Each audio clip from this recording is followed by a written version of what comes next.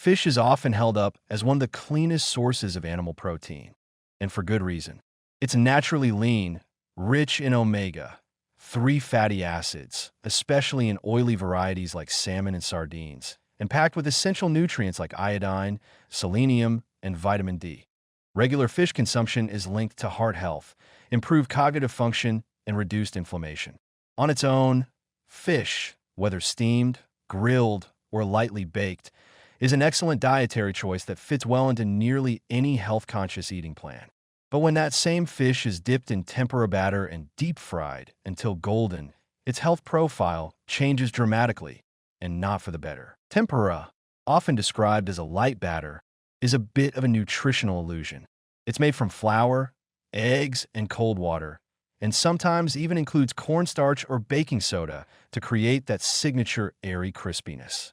While it may be thinner and more delicate than other types of breading, its lightness is more about texture than actual fat content.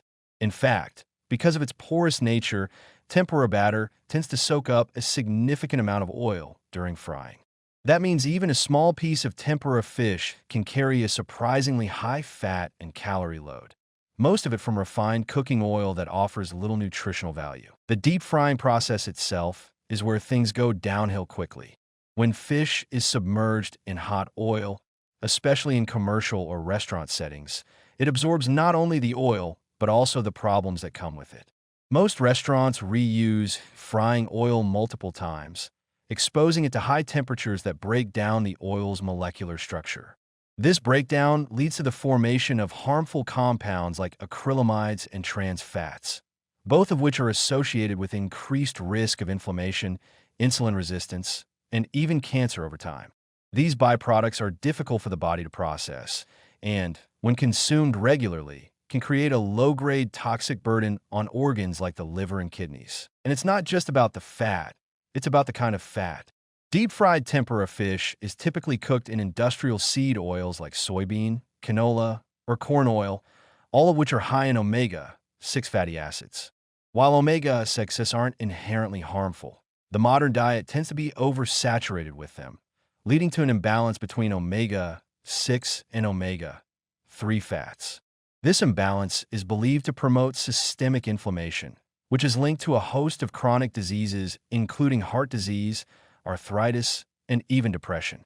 In other words, tempura fish may be delivering more of the inflammatory fats while canceling out the anti-inflammatory benefits the fish originally offered. Calorically, the picture is equally grim.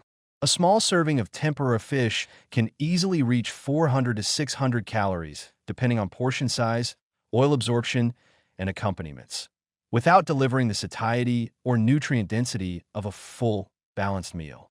If it's part of a larger dish with rice, sauces, or fried vegetables, the overall calorie count can double.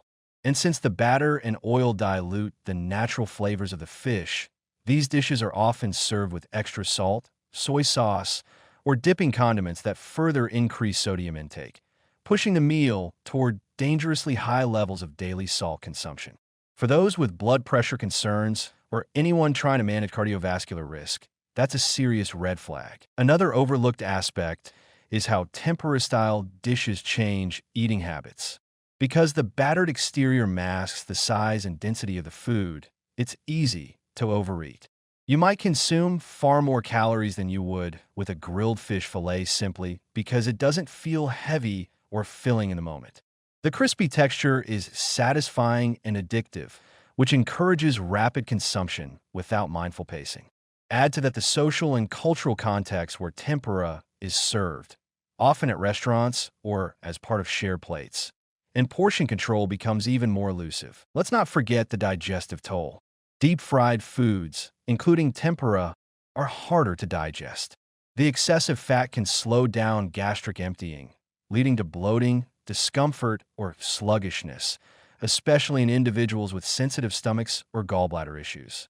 What might begin as a light lunch can quickly turn into an afternoon energy slump or digestive regret. This isn't to say that tempura fish is a villain that must be exiled entirely from your plate.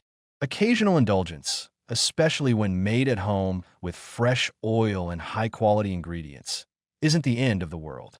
But it's critical not to confuse tempura with the clean, lean reputation that plain fish deserves. The batter, the oil, and the frying method all conspire to turn a health food into a calorie-dense, inflammation-promoting dish that has more in common with fast food than with clean eating. If you truly want to enjoy the benefits of fish, stick to grilling, steaming, poaching, or baking. These methods preserve both the flavor and the nutritional integrity of the fish while minimizing added fats and carcinogenic byproducts. And if you're craving that crunchy texture, consider baking fish with a thin almond flour crust or using a lightly pan-seared approach with heart-healthy oils like olive or avocado oil. The goal isn't deprivation, it's awareness. Understanding how preparation methods can hijack even the healthiest ingredients is key to making choices that support long-term health. Tempura fish might look harmless with its delicate crust and golden sheen, but nutritionally, it's a wolf in sheep's clothing. It disguises itself as a balanced dish while quietly delivering excess fat, calories, and chemical byproducts that undo the benefits of its star ingredient. In a world full of health claims and culinary shortcuts, knowing what's really on your plate is the first step toward making better decisions. And in this case, the better decision is to appreciate fish for what it is, without the fried disguise.